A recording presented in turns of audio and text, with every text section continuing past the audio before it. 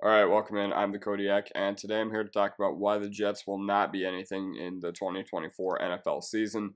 I think they're going to be one of the worst teams in the league. But before we get into it, leave a like if you enjoy, or you can always wait until the end, and hopefully I'll have earned it. Subscribe if you're not already. I'm going to be posting NFL content all offseason long, and let's get right into it. So, regarding the Jets, let's just get one thing out of the way. This defense is absolutely disgusting. They built it by drafting Quinnen and signing Mosley in the same free agency, but they've added pieces like Reed, Carter, Adams, Clark. I know he tore his ACL, but still. John Franklin Myers, Will McDonald. They still have guys like Sauce Gardner, who's one of the best corners in the NFL, Jermaine Johnson as well. So this team is loaded with talent on the defensive side of the ball, but that is not the problem with what we are dealing with. While Saleh is a great defensive mind, he is not proven as a head coach at all, and we are going to flip our attention to the offensive side of the ball. So a lot of people are starting to talk themselves into the Jets again, especially since they just signed Mike Williams. But to be completely honest, we just need to be practical. We need to be realistic, and we need to be pragmatic when we project how the Jets are going to do in 2024. This team has not made the playoffs since 2010. It's far and away the longest playoff drought in the NFL. And 2010 was not a generation ago in the real world, but it was a generation ago in the NFL and based on how quickly things move in the league. And while the Jets may have not been the focal point of NFL coverage this offseason, like last offseason when they got Hard Knocks hype and people were convincing themselves that Dalvin Cook was still good and that Rodgers was the savior of the franchise, I'm not too sure about this 2024 Jets Aaron Rodgers bounce back thing. They do not have any legit difference makers at this point outside of Breece Hall and Garrett Wilson. I know they're getting Davis back, but time away as a wide receiver is not really ideal. Historical data suggests that when you take a year off, you are not the same player when you come back. Ridley was an outlier when it came to this, and even he struggled at points last year. And Mike Williams, I'm sorry, I don't mean to be rude, but on MetLife turf, is he really going to hold up? Corey Davis, yeah, I'm just not excited about this whatsoever. First of all, we don't know exactly what they're going to do in the draft, but they should draft a quarterback, but the Rodgers ego will not allow it. But we need to look at something deeper within this organization.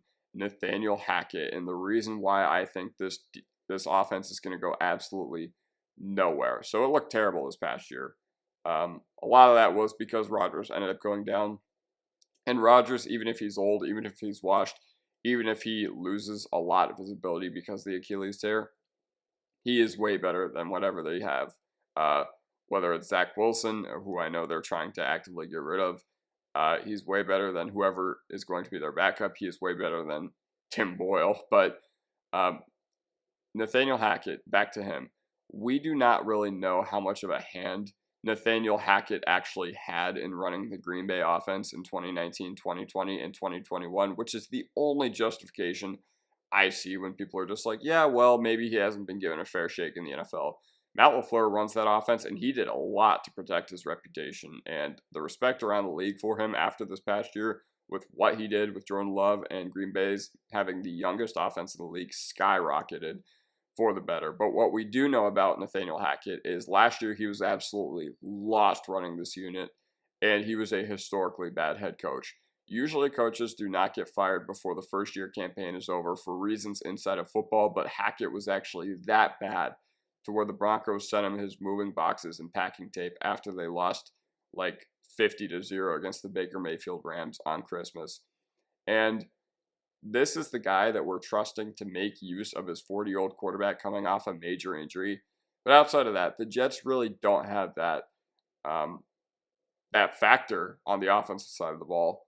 Outside of Breece Hall and Garrett Wilson, it is grim. And two guys on one unit, having two good guys on one unit is bad, especially when you start 11. Defense, like I said, it's a different story. They've built that, and we know the Jets have the awesome defense, but I'm not seeing enough change offensively from where they were last year. If Breece struggles to get going, this team legitimately is not going to have a run game. But guess what? We're not going to get a formidable passing attack either.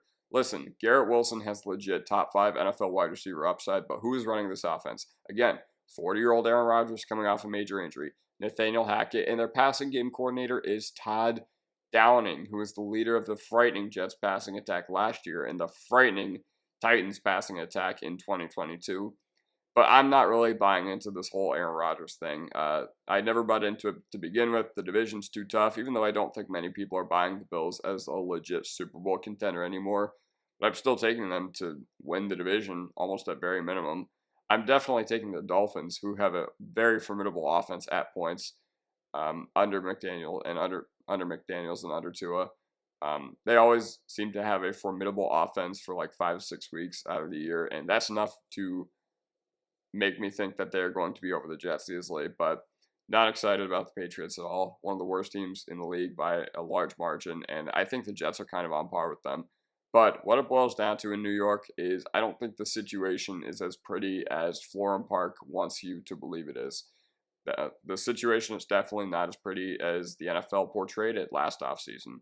It's definitely not as pretty as Hard Knocks portrayed it, and how the Jets themselves are portraying it. This whole AFC is an absolute dogfight. There is some upside for this Jets team if they can actually be formidable and Hackett can develop as a coach, but they have pretty decent odds to win the AFC right now, but nothing crazy, and I think if you were to bet on that, you were just lighting money on fire. I think they're more likely to have the first overall pick than they are to